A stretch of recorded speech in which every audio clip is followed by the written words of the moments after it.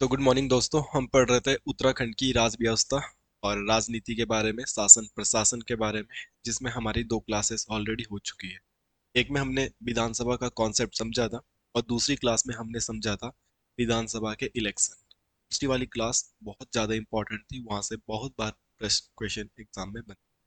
आज एक और क्लास लेके आए हैं, शासन प्रशासन का एक कदम और आगे बढ़ेंगे। और जहाँ पे लास्ट क्लास छोड़ी थी वहीं से मैं आगे क्लासेस को करूंगा। अगर कोई आज की ही क्लास पहली बार देख रहा है तो उसे प्रीवियस क्लास देखनी पड़ेगी, अभी तो पता लग पाएगा कि लास्ट क्लास को कहाँ पे हमने ड्रॉप किया। तो लास्ट क्लास में हमने विधानसभा के चुनाव के बारे में पढ़ लिया था। एक छोटा सा कॉन्सेप्ट है, क्वेश्चन आता है, अब वो आता है विधानसभा के अध्यक्ष। ये वाला पॉइंट तो हमने पढ़ा ही नहीं, है ना।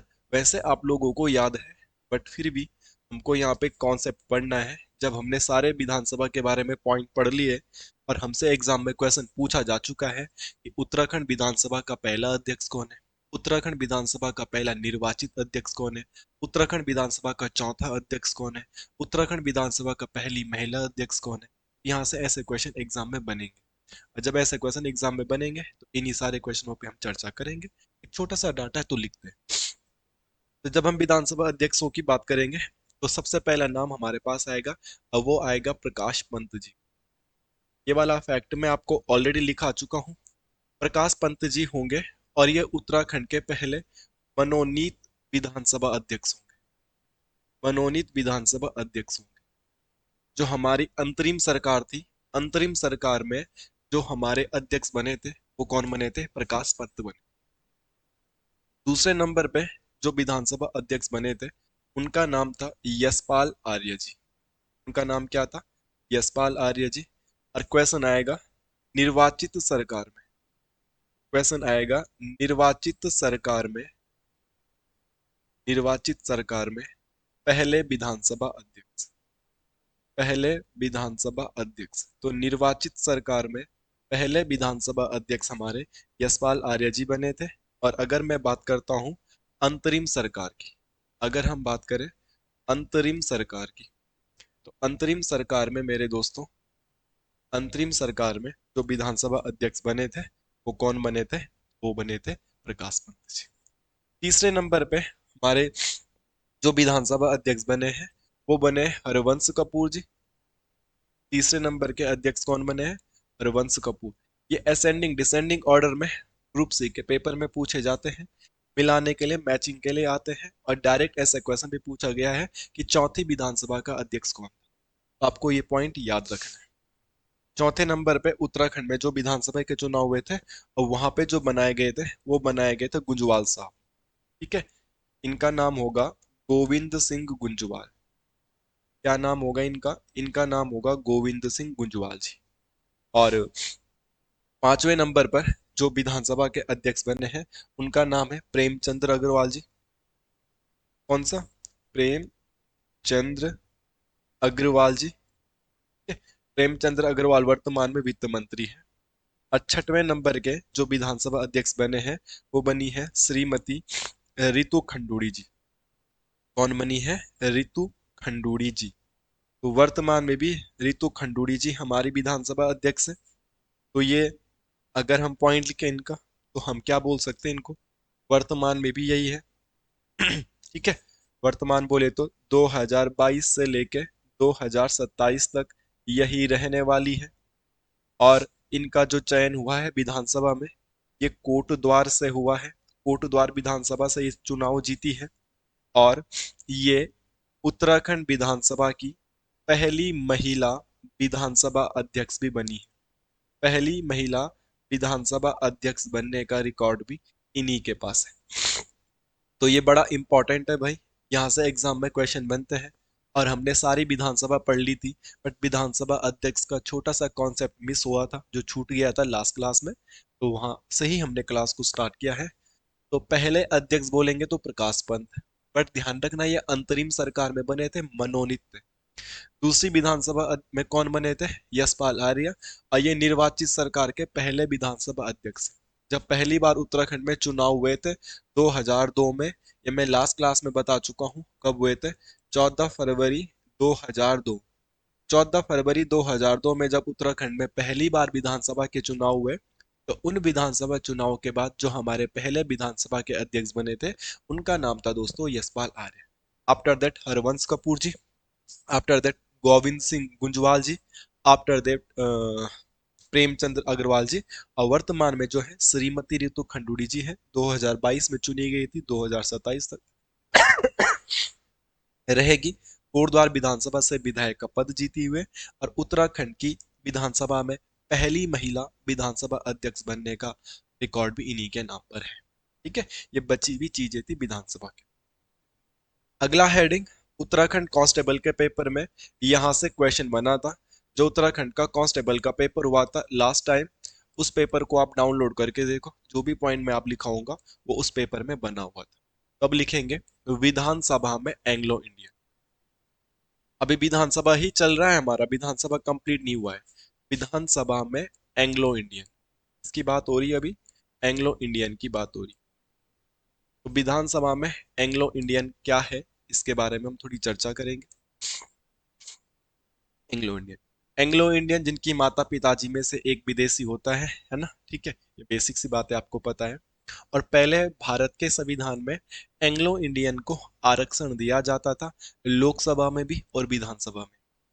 पहले भारत के संविधान के तहत एंग्लो इंडियन को लोकसभा में भी आरक्षण मिलता था और राज्यसभा में भी आरक्षण मिलता था, सॉरी, विधानसभा में भी आरक्षण मिलता था। फिलहाल तो हम लोकसभा पढ़ नहीं रहे, बट अभी हम क्या पढ़ रहे हैं? विधानसभा। तो विधानसभा में जब भारत का संविधान आरक्षण देता था, तो कौन से अनुच्छेद के तहत देता था, ये भी हमें याद होना चाहिए। तो यहाँ पे हम पॉइंट लिखेंगे, और क्या पॉइंट हम लिखेंगे? हम बात करेंगे यहाँ पे एक अनुच्छेद की, अब वो अनुच्छेद है 3, अनुच्छेद 333। अनुच्छेद 333 में क्या लिखा गया है? विधानसभा में, विधानसभा में एंग्लो इंडियन, ठीक है, विधानसभा में एंग्लो इंडियन, विधानसभा में प्रत्येक राज्य में एक एंग्लो इंडियन का मनोनयन किया जाएगा, और ये किसके द्वारा किया जाएगा? बाय राज्यपाल के द्वारा किया जाएगा। ठीक है, ये बेसिक सी बातें थी। अगर इस टॉपिक से हटके मैं तुम्हें बताऊं एक पॉइंट जो कि पेपर में ठीक ठाक लेवल पे पूछा जाता है, अब वो है, इस टॉपिक से हटके आप लिख सकते हैं, वो है अनुच्छेद 331। खूब इंपॉर्टेंट है, इस टॉपिक से लेना देना नहीं है, बट एंग्लो इंडियन की बात हो रही तो मैं बता देता हूं। और यहाँ पे लोकसभा में आरक्षण, तो क्वेश्चन आएगा, एंग्लो इंडियन का मनोनयन लोकसभा में कौन से अनुच्छेद के तहत होता था? अभी बंद कर दिया है, इसलिए मैं होता था बोल रहा हूँ। तो लोकसभा में अनुच्छेद 331 के तहत एंग्लो इंडियन को आरक्षण मिलता था, वो राष्ट्रपति जी के द्वारा उनका मनोनयन किया जाता था 2 सदस्यों का। राज्य विधानसभा में एंग्लो इंडियन को जो आरक्षण मिलता है वो अनुच्छेद 333 के तहत मिलता था। तो इसका मतलब उत्तराखंड में भी एंग्लो इंडियन का मनोनयन किया जाता। इसीलिए जब आपको उत्तराखंड में विधानसभा की सीटें पूछी जाती थी, तो हम 70+ का एक कहते थे। पहले पहले हम 70+ का एक कहते थे। वर्तमान में हम बोलेंगे उत्तराखंड विधानसभा में कितने सदस्य है, तो वर्तमान में हम जस्ट कितने बोलेंगे? 70। जो एक था यही एंग्लो इंडियन था, और इस एंग्लो इंडियन को अब क्या कर दिया गया है? समाप्त। साहब आप बोल रहे हो कि 333 के तहत आरक्षण मिलता था, और अब आप बोल रहे हो कि इसको समाप्त कर दिया है। अब यही तो कह रहे हैं हम कि अभी से समाप्त कर दिया गया है। तो भाई हमने एक बात ये भी पहले से जानी है, ये भी एक बात पहले से समझी है कि संसद, ओ सॉरी, संविधान में आप किसी भी मुद्दे पे अगर छेड़छाड़ करोगे तो उसके लिए आपको संशोधन करना पड़ता है। अगर आप संविधान में कोई चीज ऐड कर रहे हो, आप संविधान से कोई चीज हटा रहे हो, उसके लिए आपको संविधान में संशोधन की आवश्यकता पड़ती है। तो जब आपने विधानसभा में और लोकसभा में एंग्लो इंडियन के आरक्षण को समाप्त किया होगा, तो इट मींस इसके लिए भी आपने क्या किया होगा? संशोधन किया होगा। तो कौन सा संशोधन हुआ था वो भी हम लोगों को जानना पड़ेगा, समझना पड़ेगा इस बात को। तो ये हुआ था 104वां संविधान संशोधन, कॉन्स्टिट्यूशन अमेंडमेंट। ठीक है, लगभग ये हुआ था 25 जनवरी 2020 को। कहीं पे आपको नॉर्मली 2019 में मिल जाएगा, तो इसीलिए मैंने प्रॉपर डेट लिख ली है, 25 जनवरी 2020। तो 104वां संविधान संशोधन 2019 भी आपको मिल जाएगा, बट ये भी डेट आपको मिल जाएगी, ठीक है। अगर आप गूगल करोगे तो गूगल में तो यही वाला डेट आपको मिलेगा। तो 104 संविधान संशोधन 25 जनवरी 2020 को विधानसभा में, और यहीं पे मैं लिख भी देता हूँ, लोकसभा में, है ना, दोनों जगह, विधानसभा में, लोकसभा में, एंग्लो इंडियन, एंग्लो इंडियन को मैं ए आई लिख रहा हूँ, ठीक है, शॉर्टकट में, एंग्लो इंडियन का जो आरक्षण था वो समाप्त कर दिया, आरक्षण था जो वो समाप्त कर दिया, समाप्त कर दिया गया ये बोल सकते हैं, या इनका आरक्षण बढ़ाया नहीं गया, वैसा असलियत में इनके लिए आरक्षण बढ़ाया नहीं गया। होता क्या है वो बात मैं आपको बताता हूँ। जब भी आरक्षण की बात हमारे संविधान में की गई थी एससी और एसटी के लिए, तो ये बोला था कि 10 सालों तक इनको आरक्षण देंगे, और फिर जो ये नीचे दबे हुए लोग हैं ये भी बराबर इक्वालिटी में आ जाएंगे, तो धीरे धीरे आरक्षण को समाप्त कर देंगे। बट वर्तमान में कंडीशंस ऐसे हो गई, अगर कोई गवर्नमेंट आरक्षण को समाप्त करने का एक्शन लेगी तो वो गवर्नमेंट 2 दिनों में सड़कों पे आ जाएगी। आरक्षण अभी राजनीतिक मुद्दा बन गया है, तो ये कभी शायद से समाप्त नहीं हो पाए, ठीक है। बट फिलहाल मैं बात कर रहा हूं कि होता क्या था, 10-10 सालों के लिए आरक्षण को इंक्रीज किया जाता है अभी भी। जैसे हमारे संविधान के तहत अनुसूचित जाति और अनुसूचित जनजाति के लिए जो अभी आरक्षण है वो 2030 तक ही वैध है, परंतु देखना आप 2029 के एंड में और 2030 में दोबारा से एक संविधान संशोधन किया जाएगा और फिर 10 सालों तक उसको इंक्रीज कर दिया जाएगा, और वो 10 सालों तक ही इंक्रीज हो सकता है, फिर 2039-40 में 10 सालों के लिए फिर बढ़ा देंगे। तो ऐसे ही आरक्षण खत्म होने वाला था 2020 तक, मगर उन्होंने 2019-2020 में फिर से संविधान संशोधन किया और अनुसूचित जाति और अनुसूचित जनजाति का आरक्षण तो इंक्रीज कर दिया, मगर एंग्लो इंडियन का नहीं बढ़ाया। और जब एंग्लो इंडियन का आरक्षण नहीं बढ़ाया तो इट मीन्स एंग्लो इंडियन का आरक्षण स्वयं ही समाप्त हो गया। तो एंग्लो इंडियन का आरक्षण कब समाप्त हुआ, आप बोल सकते हो 2019 2020 में, जो 104वां संविधान संशोधन हुआ था उसके तहत एंग्लो इंडियन का आरक्षण नहीं बढ़ाया। बाकी एंग्लो इंडियन को आरक्षण किस अनुच्छेद के तहत मिलता था मैंने बोर्ड पे लिखा हुआ। पहले हमारे उत्तराखंड में 70+ के एक विधानसभा के सदस्य होते थे, बट अभी नॉर्मली कितने होते हैं, 70 ही हो। चलिए, ये बात क्लियर। अब मुद्दा ये है कि उत्तराखंड तो कब बन गया था साहब, उत्तराखंड तो बन गया था सन 2000 में, और आप लोगों ने जो आरक्षण खत्म किया वो लगभग 2019 में किया। तो इसका मतलब ये है कि 2000 से लेके 2019 तक तो उत्तराखंड की विधानसभा में एंग्लो इंडियन थे, यस और नो। अरे समाप्त तो 2019-20 में किया, तो उससे पहले तो एंग्लो इंडियन थे ना। तो वही पूछा गया था कांस्टेबल के पेपर में कि था तो कौन था, अगर था तो कौन था, उन्हीं पे चर्चा करते। तो ध्यान रखना, 2000 जब से उत्तराखंड बना है 2019-20 तक तो उत्तराखंड की विधानसभा में एंग्लो इंडियन थे, ठीक है। तो उत्तराखंड की विधानसभा में एंग्लो इंडियन, एंग्लो इंडियन को मैं ए आई लिख रहा हूँ शॉर्टकट में, ठीक है, क्योंकि अंग्रेजी का वर्ड है, लिखने में मेरे को प्रॉब्लम है अंग्रेजी, ठीक है। बाकी ए आई को आप आर्टिफिशियल इंटेलिजेंस मत समझ देना, ठीक है, वो एंग्लो इंडियन की बात हो रही है अभी, तो एंग्लो इंडियन ही आप समझ। तो हमारी विधानसभा में पहली बार किसी को एंग्लो इंडियन बनाया गया होगा तो वो थे आर वी गार्डनर, ठीक है। कुमाऊं कमिश्नर वाला गार्डनर मत समझ देना उनको, ठीक है, ये आर वी गार्डनर है इनका। दूसरे एंग्लो इंडियन जो हमारी विधानसभा में बने थे उत्तराखंड के, उनका नाम है लगभग कैरन मेयर, ठीक है, कैरन मेयर।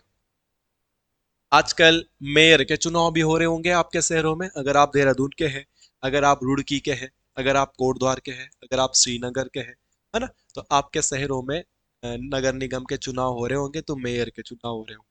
मेयर एक वेस्ट इंडीज का ओपनर प्लेयर भी था, लखनऊ की टीम से शायद वो खेलता था, है ना। तो ध्यान रखना, पहला एंग्लो इंडियन विधायक, है ना, उत्तराखंड की विधानसभा में पहला एंग्लो इंडियन एमएलए, है ना, एमएलए होते थे। तो पहला एमएलए कौन बना है, एंग्लो इंडियन की बात कर रहा हूं मैं, एंग्लो इंडियन एआई, तो आरबी गार्डनर थे। दूसरे कौन थे, कैरन बियर। तीसरी बार अगेन जब हमने उत्तराखंड की विधानसभा में एंग्लो इंडियन का मनोनयन किया होगा राज्यपाल के द्वारा, तो अगेन जीते हैं जो, वो जीते हैं RB Gardner, again RB Gardner. और चौथी बार जब उत्तराखंड की विधानसभा में एंग्लो इंडियन का चयन हुआ तो उनका नाम था George Ivan Gregory Mann, GIG Mann कहते हैं तो जॉर्ज आइवन ग्रोगरी मैन। ठीक है, तो GIG मैन इनको कहते थे, GIG मैन। स्पेलिंग में ये नाम में हल्का फुल्का ऊपर नीचे हो सकता है, क्योंकि आप लोगों को मैंने बताया है इंग्लिश में मेरे को थोड़ा सा प्रॉब्लम है, बट यही उनका नाम होगा। बाकी आप गूगल करेंगे, स्पेलिंग किसी को चाहिए होगा। तो क्वेश्चन यहाँ से यही कांस्टेबल के पेपर में आया था कि उत्तराखंड की विधानसभा में जो पहले एंग्लो इंडियन थे उनका नाम क्या है? RV Gardner. दूसरे जो थे कैरन मियर। तीसरे नंबर पे अगेन RV गार्डनर का चयन हुआ था। और चौथी बार जो विधानसभा में एंग्लो इंडियन चुने गए थे उनका नाम था GIG मैन। तो यहाँ से क्या क्वेश्चन बनेगा? उत्तराखंड की विधानसभा में कितने एंग्लो इंडियन का चयन अभी तक हुआ है? तो उत्तराखंड की विधानसभा में टोटल 4 ही एंग्लो इंडियन का चयन हुआ है। और अब तो उन्होंने एंग्लो इंडियन का आरक्षण ही समाप्त कर दिया, तो अब कोई एंग्लो इंडियन बन भी नहीं सकता। कितने बने थे? 4। पहला कौन बना था, आखिरी कौन बना था? असेंडिंग डिसेंडिंग ऑर्डर पूछेगा तो भी मैंने बता दिया। किसके तहत आरक्षण मिलता था और किसके तहत आरक्षण को समाप्त कर दिया वो भी मैंने बता दिया।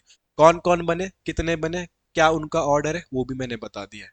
तो एंग्लो इंडियन के बारे में इससे ज्यादा आपको कोई क्वेश्चन नहीं पूछा जा सकता। तो ये विधानसभा का एक छोटा सा कॉन्सेप्ट था जो लास्ट क्लास में हमने मिस कर दिया था। हमने वहीं से क्लासेस को स्टार्ट किया और मैंने, ठीक है, तो होपफुली एंग्लो इंडियन का जो भी कॉन्सेप्ट है वो आप लोगों की समझ में आया होगा। ठीक है, बाकी विधानसभा हम पढ़ रहे थे, तो विधानसभा के बारे में एक एक्स्ट्रा फैक्ट मैं अपनी तरफ से आपको बता देता हूँ, इंपॉर्टेंट करके लिख लेना। ये है 4 मई 2001।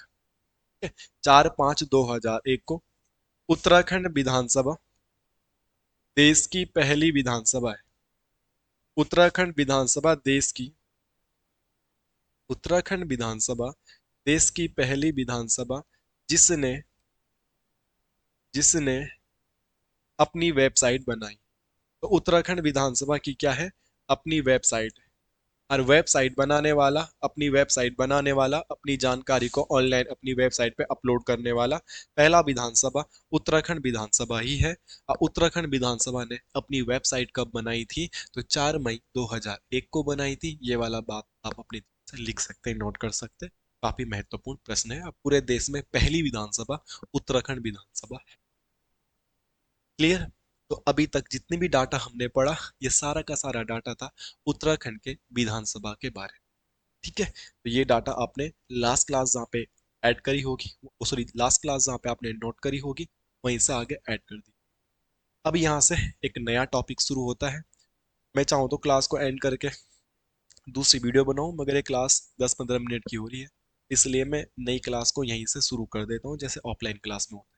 ऑफलाइन क्लास में टॉपिक खत्म होने के बाद ये तो नहीं बोलते अब कल से ही नया टॉपिक पढ़ेंगे। टॉपिक खत्म हो जाएगा तो वहीं से नया टॉपिक शुरू हो जाता है, तो सेम आप भी समझ लीजिएगा। ये वाला टॉपिक खत्म, कौन सा? विधानसभा का। फिर जहाँ पे विधानसभा के इलेक्शन, विधानसभा के आर्टिकल, विधानसभा के CM, विधानसभा के अध्यक्ष, विधानसभा का एंग्लो इंडियन, ऑल थिंग्स हमने लिख ली है। अब यहाँ से एक कदम और आगे बढ़ते हैं और अब पढ़ते हैं हाईकोर्ट, न्यायालय। ठीक है, आज से हम जो चर्चा करेंगे वो किसके बारे में करेंगे? हाईकोर्ट के बारे में। उत्तराखंड का हाईकोर्ट। अब हम किसके बारे में जानकारी प्राप्त करेंगे? हाईकोर्ट के बारे में। बाकी जिन्होंने पहली क्लास देखी होगी मेरी शासन प्रशासन की, उत्तराखंड की राज व्यवस्था या उत्तराखंड की पॉलिटी पढ़ाना जिस दिन से शुरू किया था उसी दिन मैं आप लोगों को बता चुका था कि हम आगे आगे क्या क्या पढ़े। पहली क्लास अगर आपने देखी होगी प्लेलिस्ट की तो आपको बताया है कि क्या क्या हम पढ़ने वाले। अब हमारे सामने विधानसभा के बाद जो दूसरा टारगेट है मेरे दोस्तों वो है हाईकोर्ट। हाईकोर्ट आप लोग तभी पढ़ोगे जब आप विधानसभा के बारे में सारे फैक्ट अपने नोट कर चुके होंगे और सारे फैक्ट्स का रिवाइज कर चुके होंगे। ये बात आप ध्यान रखें। अगर आपने लिखे हुए फैक्ट्स का रिवाइज नहीं किया है तो आपका कोई अधिकार नहीं है आप हाईकोर्ट पर। जितना लिखा है पहला उतना याद कर लीजिएगा और फिर हम थोड़ी बातें आगे या थोड़ी आगे पढ़ने का अधिकार रखते हैं। अब मैं एक चीज और बता देता हूँ आपको। जैसे मैंने आपको विधानसभा पढ़ाया था तो विधानसभा के पहले मैंने आपको GK वाला पोर्शन पढ़ाया था जहाँ पे मैंने कुछ अनुच्छेद पर चर्चा करी थी। और फिर विधानसभा में मैंने आपको उत्तराखंड की विधानसभा के बारे में चर्चा करी। यस और नो? पहली क्लास में मैंने आपको GK वाला जो विधानसभा है, विधानसभा होता है क्या है, क्या क्या सिनेरियो है वो पढ़ाया। और फिर मैंने उत्तराखंड के विधानसभा कैसा है उसके बारे में चर्चा करी। तो सेम वैसे ही अगर आप मेरे स्टूडेंट हो, तो पहले हम हाई कोर्ट क्या होता है, हाई कोर्ट कैसे बनता है, कैसा सिनोरिया होता है हाई कोर्ट का, क्या स्ट्रक्चर होता है, तो पहले जीके वाला हाई कोर्ट हम पढ़ लेंगे। जो पॉलिटी के जीके में आएगा कि कौन कौन से अनुच्छेद इंपॉर्टेंट है, हाई कोर्ट में कैसे होते हैं, कितने होते हैं, कौन बड़ा है, कौन छोटा है, कौन पहला है, एवरीथिंग हम हाई कोर्ट के बारे में जानकारी प्राप्त करेंगे आज की क्लास में। आफ्टर दैट हम हेडिंग डालेंगे उत्तराखंड का हाई कोर्ट, और तब हम स्पेसिफाई जानकारी प्राप्त करेंगे नैनीताल में जो हाई कोर्ट बना है ना। ये बहुत अच्छा तरीका भी है। मैं डायरेक्ट आपको नैनीताल का हाई कोर्ट पढ़ाऊंगा तो ये तो छूट ही जाएगा, मैं डायरेक्ट आपको उत्तराखंड की विधानसभा पढ़ाता तो ये तो छूट ही जाता। एक ही साथ हमारा बहुत सारा डाटा कलेक्शन हो जाएगा और हमें बहुत अच्छे प्योर नोट्स मिलेंगे। इससे बाहर हमें कहीं जाने की आवश्यकता नहीं है, और इतना डाटा एक बुक में आपको एक सामने भी नहीं मिलेगा। तो चलिए, ज्यादा बात ना करते हुए आज की क्लास को शुरू करते। तो उत्तराखंड का हाई कोर्ट हम पढ़ रहे हैं, बट बेसिकली अभी मैं हाई कोर्ट ही लिखता हूँ यहाँ पे। अभी हम हाई कोर्ट के बारे में जानकारी प्राप्त करेंगे, और जब हाई कोर्ट के बारे में जानकारी प्राप्त पता हो जाएगी हमें, फिर हम उत्तराखंड के हाई कोर्ट के बारे में पढ़ें। सबसे पहले अंग्रेजों के टाइम पे 1862 के एक्ट के तहत, 1862 के एक्ट के तहत हाई कोर्ट की स्थापना देश में हुई। अगर क्वेश्चन आएगा देश में हाई कोर्ट की स्थापना किस एक्ट के तहत हुई, तो हम बोलेंगे 1862 का जो एक्ट था, इसी एक्ट के तहत हमारे देश में हाई कोर्ट की स्थापना हुई। ब्रिटिश शासन चल रहा है, आजाद तो देश 1947 में हुआ। इस एक्ट में बोला था कि भारत में 3 न्यायालयों की स्थापना हो। इन्होंने बोला था कि भारत में 3 न्यायालय बनाने आपको पड़ेंगे, और वो 3 न्यायालय थे हमारे देश में। अंग्रेजों की 3 प्रेसिडेंसियां हुआ करती थी। पहली प्रेसिडेंसी थी कोलकाता प्रेसिडेंसी, अंग्रेज रहते भी यहीं थे, राजधानी भी अंग्रेजों की यहीं थी। दूसरा आप बोल सकते हैं साउथ इंडिया में मद्रास प्रेसिडेंसी, और तीसरा आप बोल सकते हैं वेस्टर्न घाट पे बॉम्बे प्रेसिडेंसी। तो भारत में किस एक्ट के तहत हाई कोर्ट बने, तो 1862 के एक्ट के तहत भारत में हाई कोर्ट बने हैं। और भारत में 1862 हाई एक्ट के तहत कितने हाई कोर्टों का निर्माण हुआ, तो 3 न्यायालयों का निर्माण हुआ। Calcutta high court, Madras high court और Bombay high court. That's why अगर हमसे पूछा जाएगा हमारे देश का पहला हाई कोर्ट कौन सा है, अगर ऐसा क्वेश्चन आएगा, तो पहला हाई कोर्ट हम बोलते हैं हमारे देश में कलकत्ता हाई कोर्ट बना था, क्योंकि 1862 के एक्ट के तहत 3 हाई कोर्टों का निर्माण हुआ, जिसमें पहले नंबर पे आता है कलकत्ता हाई कोर्ट। ये वाला पॉइंट आप सभी लोगों की समझ में आया या नहीं? ठीक है। एक अच्छी खुशखबरी ये है कि आने वाले 8 10 15 20 दिनों में, 20 दिन भी ज्यादा बोल रहा हूँ मैं, बट शायद से 10 12 दिनों बाद लाइव क्लासेस में करूंगा, जहाँ पे मैं थोड़ा बहुत कमेंट वगैरह, वैसे मुझे पसंद नहीं है क्योंकि कमेंट पढ़ता रहूंगा तो उसी पे ध्यान रहेगा, पढ़ा नहीं पाऊंगा। बट फिर भी कोशिश करूंगा आप लोगों के जो लाइव डाउट होंगे क्लियर हो पाएंगे। और फिर एक टाइम भी फिक्स कर लेंगे कि क्लास उसी टाइम होगी।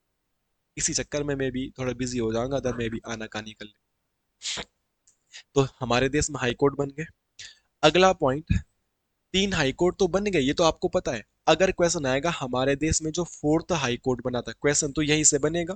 और वेरी इंपॉर्टेंट कर लेना, 3 हाई कोर्ट तो एक ही साथ बन गए तो हर किसी को पता है, बट हमारे देश में जो 4था हाई कोर्ट बना था, वो हमारे देश में इलाहाबाद हाई कोर्ट बना। 3 हाई कोर्ट तो 1862 में बन गए, और 4था high court Allahabad high court बना था, और ये बना था 1866। तो क्वेश्चन बन पाएगा। देखो 3 हाईकोर्टों के बारे में सबको पता है। क्वेश्चन आएगा देश का 4था हाईकोर्ट कौन सा बना था, तो देश का 4था हाईकोर्ट कौन सा बना था, इलाहाबाद हाईकोर्ट। बात समझ में आ रही है आपकी? इलाहाबाद हाईकोर्ट जहां पे भी आप लिखोगे, यहीं पे एक्स्ट्रा फैक्ट मैं आपको लिखा देता हूं। और एक्स्ट्रा फैक्ट क्या होगा, देश का सबसे बड़ा हाईकोर्ट। अगर क्वेश्चन आएगा देश का सबसे बड़ा हाई कोर्ट कौन सा है, देश का सबसे बड़ा हाई कोर्ट, तो ये इलाहाबाद हाई कोर्ट है। लगभग 1+159 की कैपेसिटी इसकी है। मतलब एक chief justice of Uttar Pradesh high court होगा, और उसके अंडर में 159 अदर जज है। तो कितना बड़ा हाई कोर्ट होगा, कितना बड़ी बेंच है, कितनी बड़ी कैपेसिटी है, कितने सारे जज हैं वहां। लगभग 160 जज आते हैं इलाहाबाद हाई कोर्ट के तहत। तो देश का सबसे बड़ा हाई कोर्ट कौन सा है? इलाहाबाद हाई। और जब आप सबसे बड़े हाई कोर्ट की बात कर ही रहे हो, तो नोट करके यहाँ पे पॉइंट भी लिख सकते हैं कि देश का सबसे छोटा हाई कोर्ट कोई होगा, तो अगर गलती से ऐसा क्वेश्चन बनेगा तो आप बोलोगे यस सर, सबसे छोटा high court Sikkim high court, Gangtok. देश का सबसे छोटा हाई कोर्ट अगर आपसे पूछ लिया जाएगा तो आप बोल सकते हैं हाँ भाई, सिक्किम हाई कोर्ट देश का सबसे छोटा। बड़े की बात हो रही थी तो छोटा भी बनेगा, लिख ही लेते हैं। ठीक है। अगला, अगला पॉइंट आप हाई कोर्ट के बारे में लिख सकते हैं। इससे वेरी इंपॉर्टेंट करेंगे इस वाले पॉइंट को। और ये क्वेश्चन है, आजादी के बाद देश का पहला हाई कोर्ट। आजादी के बाद देश का पहला हाई, अभी तक जितने भी हाई कोर्ट बने हैं ये सारे के सारे आजादी से पहले हैं, अंग्रेजों के कार्यकाल के दौरान है, आजाद नहीं हुए। बट 1947 में जब हम आजाद हुए होंगे तो आजादी के बाद भी तो देश में हाई कोर्ट बने होंगे, हाँ कि ना? और बड़ा अच्छा क्वेश्चन है इसीलिए मैंने वेरी इंपॉर्टेंट करवाया है। आजादी के बाद जो देश का पहला हाई कोर्ट बना था वो बना था भुवनेश्वर में, उड़ीसा हाई कोर्ट। ये ध्यान रखना, आजादी के बाद जो पहला हाई कोर्ट बना था 1948 में, वो बना था उड़ीसा हाई कोर्ट। आप लोगों को ये वाला पॉइंट काफी महत्वपूर्णता के साथ याद करना है, ये क्वेश्चन एग्जाम में आएंगे, आए हुए हैं और आगे भी पूछे जाएंगे। यहाँ तक हाई कोर्ट के बारे में वन लाइनर बेसिक से फैक्ट हम पढ़ रहे हैं। आगे अगर हम बढ़ेंगे, सर इतने हाई कोर्टों की बात कर दी, क्या अपने हाई कोर्ट की बात नहीं करेंगे? करेंगे। और हमारा उत्तराखंड का हाई कोर्ट, उत्तराखंड का हाई कोर्ट देश में, उत्तराखंड का हाई कोर्ट देश में 20वें नंबर का हाई कोर्ट बना है। 20वें नंबर का हाई कोर्ट। जैसे पहला हाई कोर्ट कोलकाता, फिर मद्रास, फिर बॉम्बे, फिर चौथे नंबर पर इलाहाबाद, ऐसा ऐसा करके उत्तराखंड का जो हाई कोर्ट है, उत्तराखंड का हाई कोर्ट कहाँ पे है ये सब लोगों को पता है, नैनीताल में। और ये कौन से नंबर का हाई कोर्ट है देश में? 20वें नंबर का हाई कोर्ट। और उत्तराखंड हाई कोर्ट बना कब? तो जिस दिन उत्तराखंड बना था, 9 नवंबर 2000 को ही उत्तराखंड का हाई कोर्ट बना। बट इसकी रैंक कौन थी? 20th रैंक थी इसकी, 20वीं रैंक थी पूरे देश में। हमारा नैनीताल हाई कोर्ट कौन से नंबर का हाई कोर्ट है? 20वें नंबर का है। बट बना कब? जिस दिन उत्तराखंड बना, 9 नवंबर 2000। यहाँ तक कोई दिक्कत नहीं। और बाकी अगर क्वेश्चन बनेगा वर्तमान में कितने हाई कोर्ट है, तो वर्तमान में हमारे देश में 25 हाई कोर्ट है। मतलब उत्तराखंड के बाद 5 हाई कोर्ट और बन गए हैं। और एक क्वेश्चन आपका होमवर्क का है, मैं हमेशा एक एक क्वेश्चन आपको होमवर्क करने के लिए देता हूं। हमारे देश का अंतिम हाई कोर्ट कौन सा है? क्या आप ये कमेंट करके बताओगे मेरे दोस्तों? इतना तो आपकी भी जिम्मेदारी बनती है। सब तो मैंने बता दिया, पहला, चौथा, 20वां, छोटा, बड़ा। आप एक भी बता देंगे? आखिरी हाई कोर्ट जब 25 है तो 25वें नंबर का हाई कोर्ट हमारे देश में। तो ये हाई कोर्ट के बारे में अभी तक हमने बेसिक सी जानकारी प्राप्त करी है। थोड़ा और आगे बढ़े, ये बातें समझ में आई? हाँ, सब समझ में आई। अगर दोस्तों हम यहाँ से थोड़ा और आगे बढ़ते हैं, और थोड़ा थोड़ा और आगे बढ़ने के बाद हमें क्या चीज देखने के लिए, हाई कोर्ट से संबंधित, हाई कोर्ट से संबंधित, हाई कोर्ट से संबंधित हमें कुछ अनुच्छेद देखने के लिए मिलते। हाई कोर्ट से संबंधित कुछ महत्वपूर्ण अनुच्छेदों पे हम चर्चा करते हैं यहाँ। ठीक है। इतनी डिटेल में नहीं घुसेंगे, बट जितना हमारे उत्तराखंड के एग्जाम की दृष्टि से इंपॉर्टेंट रहेगा, उन कुछ अनुच्छेदों पे हम यहाँ पे चर्चा करने वाले, और आप लोग भी याद रखिएगा। जैसे कि मैं चर्चा करूंगा अनुच्छेद 214 पे, जैसे कि हम चर्चा करेंगे अनुच्छेद 216 पे, जैसे कि हम चर्चा करेंगे अनुच्छेद 222 पे, जैसे कि हम चर्चा करेंगे अनुच्छेद 226 पे, जैसे कि हम चर्चा करेंगे अनुच्छेद 231 पे, जैसे कि हम चर्चा करेंगे अनुच्छेद 241 पे। तो हाई कोर्ट से संबंधित महत्वपूर्ण अनुच्छेद यही है, और आइए इन पे चर्चा करते हैं। ये आर्टिकल नेम है, ठीक है। और ग्रुप सी के पेपर में एक अनुच्छेद भी पूछा जाता है। अभी तो मुझे कल एक मैसेज भी आया था कि सर कॉन्स्टिट्यूशन के कुछ महत्वपूर्ण आर्टिकल एक क्लास अपलोड कर दीजिएगा, कि कम से कम 40-50 महत्वपूर्ण आर्टिकल जो बार बार एग्जाम में पूछे जाते हैं उन पे एक क्लास बना दीजिएगा। शायद मैं उस पर काम भी कर रहा हूँ, जल्दी आपको वो क्लास भी मिल जाएगी। The most important article of constitution जो उत्तराखंड के एग्जाम की दृष्टि से इंपॉर्टेंट, अदरवाइज ऐसी हजार वीडियो आपको यूट्यूब मिल जाएगी। तो ये कुछ महत्वपूर्ण आर्टिकल है। 214 में क्या है उसकी हम बात करेंगे। तो 214 में लिखा है कि प्रत्येक राज्य में एक हाई कोर्ट, प्रत्येक राज्य में एक हाई कोर्ट होना चाहिए। ये कौन से अनुच्छेद में लिखा है भाई? 214 में लिखा है। तो नॉर्मल क्वेश्चन आएगा, high court comes under the which article? तो आप बोलोगे आर्टिकल 200। हाई कोर्ट कौन से अनुच्छेद के तहत आता है? तो हाई कोर्ट अनुच्छेद 216 के तहत, सॉरी 214 के तहत। 216 में क्या लिखा है कि हाई कोर्ट की संरचना क्या होगी, स्ट्रक्चर क्या होगा, संरचना स्ट्रक्चर क्या होगा। और इसमें क्या बोला है, एक होगा हाई कोर्ट में मुख्य न्यायाधीश, एक होगा हाई कोर्ट में मुख्य न्यायाधीश और प्लस अन्य न्यायाधीश। ये हाई कोर्ट का क्या है, स्ट्रक्चर। कि एक तो मुख्य न्यायाधीश होगा और बाकी क्या होंगे, अन्य न्यायाधीश होंगे। जैसे हमारे उत्तराखंड में 1+9 होते हैं, है ना, 1+10 होते हैं। और अभी हमने यूपी में बताया था 1+159 होते हैं। एक चीफ जस्टिस होते हैं और बाकी अदर जस्टिस होते हैं, अदर जज होते हैं। तो यही उसका स्ट्रक्चर। और हर एक राज्य में जनसंख्या के आधार पर, हर एक राज्य में क्राइम के आधार पर अदर जजों की संख्या अलग अलग है। एक मुख्य न्यायाधीश तो हर एक हाई कोर्ट में होगा, बट सभी राज्यों में जो अदर हाई कोर्ट है इनकी संख्या अलग अलग है। जैसे उत्तराखंड में 9 या 10 है, यूपी में तुमने 159 बोला, सिक्किम में आप 4-5 बता रहे हो। तो हर एक हाई कोर्ट में वहां का क्राइम रेट, वहां की जनसंख्या के आधार पर अदर जजों की संख्या को निश्चित किया जाता है। और यहां से जीके का एक महत्वपूर्ण प्रश्न निकल के आता है मेरे दोस्तों, हाई कोर्ट में अदर जजों की संख्या को घटा और बढ़ा कौन सकता है? तो यहाँ पे मैं आपको बता देता हूं साहब, आप बोलोगे राष्ट्रपति। वेरी इंपॉर्टेंट करके यहाँ पे लिख लेना, हाई कोर्ट के जजों की, जो अन्य जज होते हैं, उनकी संख्या को घटाने बढ़ाने का अधिकार किसके पास है? बहुत अच्छा क्वेश्चन आएगा। प्रश्न आएगा, हाई कोर्ट के जजों की संख्या को घटाने बढ़ाने का अधिकार है हाई कोर्ट के चीफ जस्टिस को, सुप्रीम कोर्ट के चीफ जस्टिस को, राज्यपाल को, विधानसभा को, लोकसभा को, संसद को, राष्ट्रपति को। दैट टाइप के क्वेश्चन बड़े कंफ्यूजिंग होते हैं पेपर में। तो इनकी संख्या का निर्धारण कौन करता है? राष्ट्रपति। चाहे कम करना है चाहे ज्यादा करना, किसकी संख्या का? अदर न्यायाधीश का। एक तो हर जगह ही होगा भाई, चीफ जस्टिस तो हर जगह ही होगा, बट इनकी संख्या हर जगह अलग अलग होती है। और अलग अलग होती है तो कौन डिसाइड करेगा कहाँ कितने होंगे? राष्ट्रपति। Got it? एक भाई इतने प्यार से भी समझ नहीं आ रहा तो फिर नहीं आएगा। 222 में क्या है, हाई कोर्ट के जजों का स्थानांतरण। दो दो दो, क्या दो?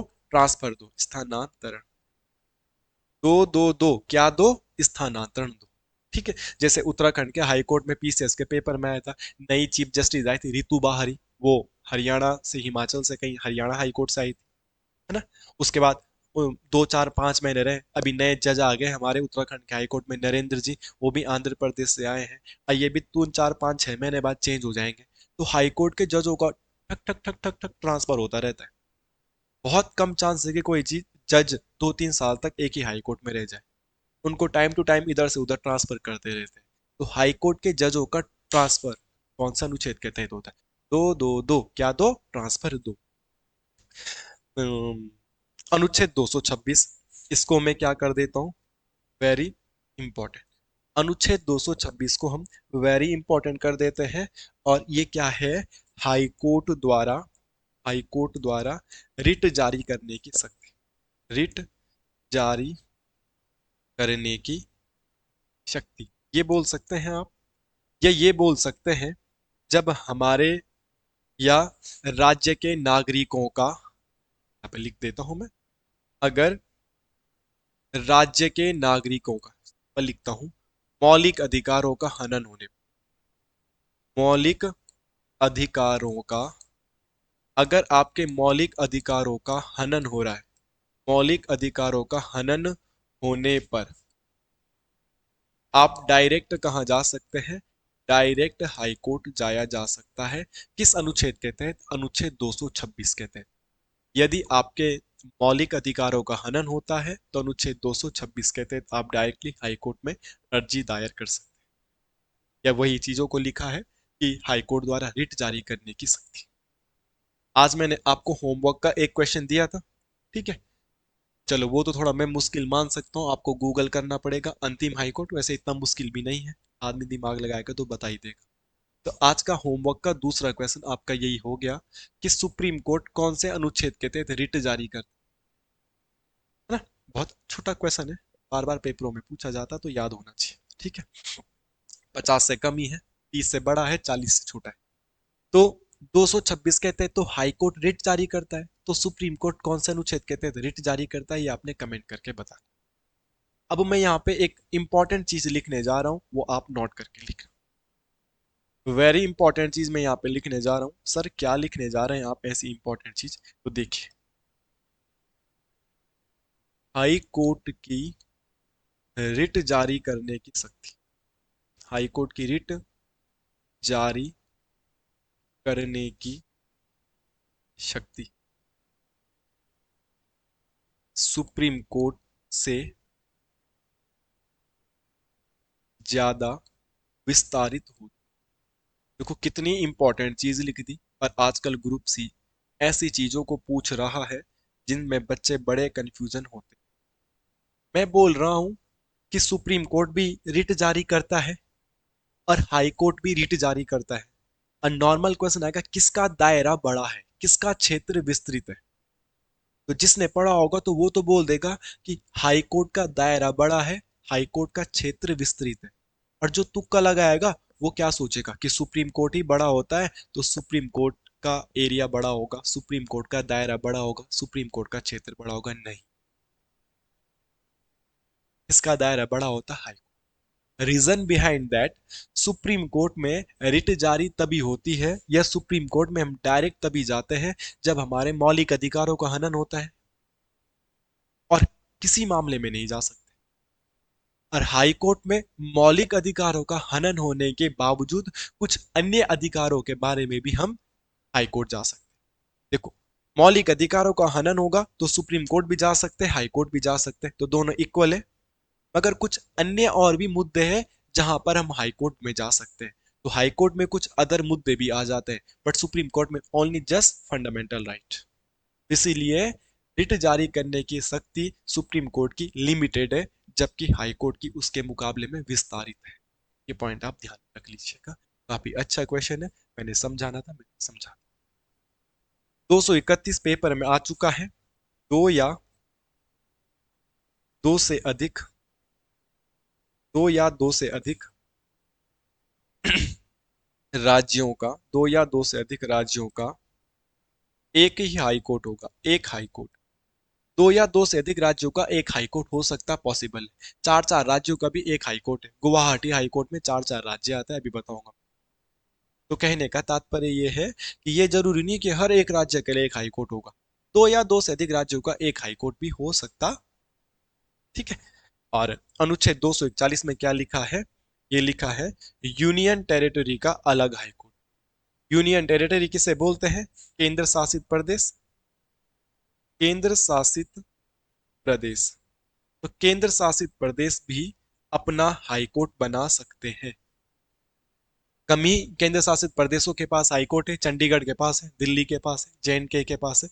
बाकी केंद्र शासित प्रदेशों के पास हाई कोर्ट नहीं है। मगर केंद्र शासित प्रदेश भी हाई कोर्ट बना सकते हैं। किस आर्टिकल के तहत? अनुच्छेद 241 के तहत। ये भी पॉइंट आप ध्यान।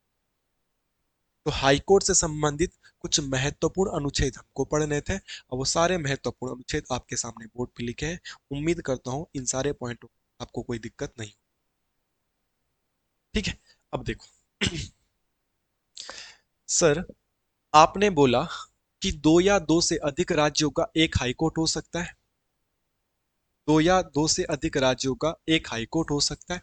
एक्सप्लेन करिएगा, क्या कुछ ऐसा है कि जिनका एक ही हाई कोर्ट है?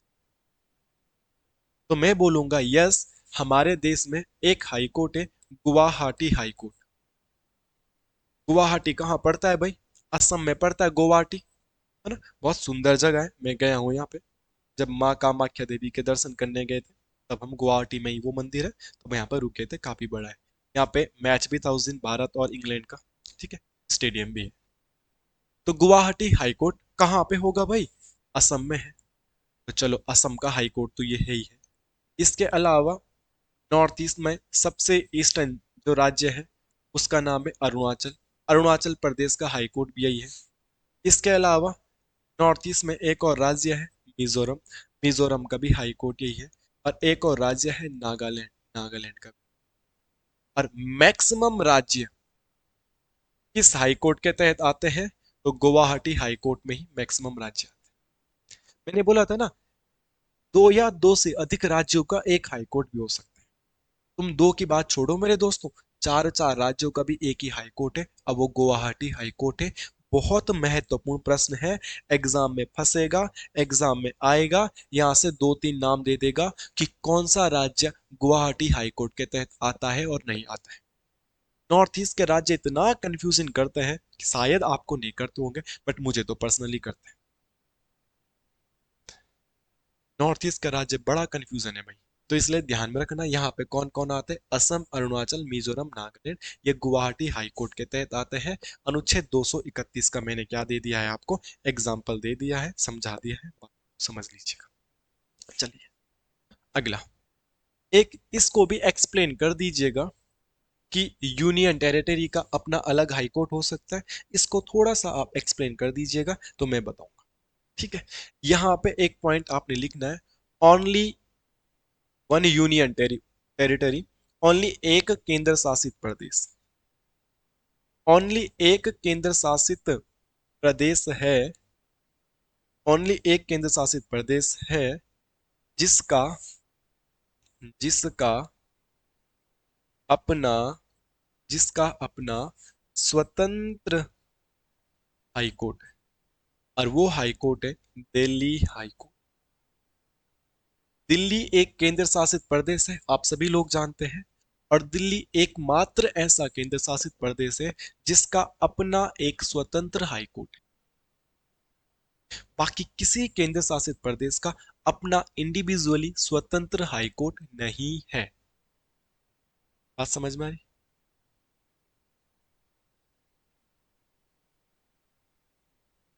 ओके। तो भाई, जब केंद्र शासित प्रदेशों का हाई कोर्ट नहीं है तो क्या बात है? तो केंद्र शासित प्रदेशों के बारे में आपको अगर मैं बात बताऊं, तो बेसिकली चंडीगढ़ का भी हाई कोर्ट है। चंडीगढ़ में भी हाई कोर्ट है। अभी तो सर आप बोल रहे हो कि एक ही केंद्र शासित प्रदेश है जिसका हाई कोर्ट है, नहीं। एक ही केंद्र शासित प्रदेश जिसका अपना स्वतंत्र है। और चंडीगढ़ हाई कोर्ट में चंडीगढ़ तो आएगा ही आएगा, चंडीगढ़ एक केंद्र शासित प्रदेश है। इसके अलावा पंजाब का हाई कोर्ट भी वही है, और इसके अलावा हरियाणा का हाई कोर्ट भी वही है। तो ये तो स्वतंत्र कहाँ हुआ, तीन तीन का एक ही हाई कोर्ट है। ठीक है। इसके अलावा एक यूनियन टेरिटरी और है जिसके अंदर आता है जे एंड के। तो जे एंड के में लेह और लद्दाख भी आ जाते हैं। अब लेह और अलग, जे एंड के और लेह अलग अलग केंद्र शासित प्रदेश है, तो यहाँ पे लेह लद्दाख भी आ जाते हैं। तो इसका मतलब ये भी अब इंडिविजुअली नहीं रहा, स्वतंत्र नहीं रहा, इसके तहत ये आते हैं। अब हम वेरी इंपॉर्टेंट चीज क्या लिखेंगे मेरे दोस्तों, और केंद्र शासित प्रदेश। जैसे क्वेश्चन आएगा, अंडमान एंड निकोबार, ये भी तो एक यूनियन टेरिटरी है। और जब अंडमान एंड निकोबार के पास हाई कोर्ट नहीं है, तो ये कहाँ जाते अपने मामला सुलझाने के लिए? एक आता है इंपॉर्टेंट करके, लक्षद्वीप। लक्षद्वीप के पास अपना हाई कोर्ट नहीं है, तो ये लोग कहाँ जाते हैं? और एक और आता है अंडमान निकोबार, लक्षद्वीप, और एक और आता है जिसको बोलते हैं पुदुचेरी। एक और आता है जिसको बोलते हैं पुदुचेरी। तो पुदुचेरी के पास अपना हाई कोर्ट नहीं है, तो ये कहाँ जाते हैं? और एक और आता है जिसका नाम होता है दमन एंड द्वीप। दमन एंड द्वीप। तो दमन एंड द्वीप के पास भी अपना हाई कोर्ट नहीं है। तो साहब, अगर इनके यहाँ लड़ाई झगड़ा होता होगा, मामला खराब होता होगा, तो ये कहाँ जाते हैं हमें बता दीजिएगा। साहब अगर अंडमान निकोबार वालों का कोई लड़ाई झगड़ा होता है और इनके पास तो अपना हाई कोर्ट नहीं है, तो इनका मामला कहाँ जाता है? कलकत्ता हाई कोर्ट में जाता है। अगर आप लोग मजाक में या लाइटली ले रहे हो इस बात को, तो बहुत गलत बात है। बहुत इंपॉर्टेंट चीज है। बहुत मुश्किल से ऐसा डाटा मिलता है। बहुत अच्छे और सीरियस और लाइन से मैं आपको नोट्स प्रोवाइड करवा। कोई बच्चा सीरियस है, नया नया पढ़ रहा है, तो बहुत अच्छे से नोट्स बना लो, रिवाइज कर लो। सच में उत्तराखंड का ग्रुप सी का कोई भी पेपर निकल जाएगा, क्योंकि हर एक पेपर का सिलेबस ही सेम है। बातें ध्यान रखें। लक्षद्वीप वालों के पास जब हाई कोर्ट नहीं है, तो लक्षद्वीप वाले जाते कहाँ हैं? तो साहब ये केरल वालों के हाई कोर्ट में जाते हैं। पुदुचेरी के पास जब हाई कोर्ट नहीं है, तो ये कहाँ जाते हैं? तो ये तमिलनाडु के हाई कोर्ट में जाते हैं। और दमन एंड द्वीप के पास हाई कोर्ट नहीं है, तो ये कहाँ जाते हैं? तो ये महाराष्ट्र के हाई कोर्ट के जाते हैं। तो केंद्र शासित प्रदेश के हाई कोर्टों के बारे में जो भी डिटेल आप लोगों को पता होनी चाहिए थी, वो सारी की सारी डिटेल मैंने आप लोगों को बता दी। इसी के तहत मैंने हाई कोर्ट से संबंधित बहुत इंपॉर्टेंट और महत्वपूर्ण फैक्ट आपको बताए हैं, और दो क्वेश्चन मैंने होमवर्क के लिए भी आपको दिए हैं। उम्मीद करता हूँ आप कमेंट में इस इन दो क्वेश्चनों का आंसर जरूर दो। क्वेश्चन तो मुझे मिल नहीं रहे हैं, बट मैंने आपको दो पूछे हैं। मैंने बता दिया है, अनुच्छेद 30 और 40 के बीच में ही तुक्का लगाना। और अनुच्छेद 30 और 40 के बीच में सुप्रीम कोर्ट की रिट। सुप्रीम कोर्ट कौन से आर्टिकल के तहत रिट जारी करता है? और एक मैंने पूछा था, भारत का 25वां जो हाई कोर्ट होगा, जो भारत का सबसे न्यूली हाई कोर्ट होगा, वो कौन सा वाला? यही दो क्वेश्चन आज के हों।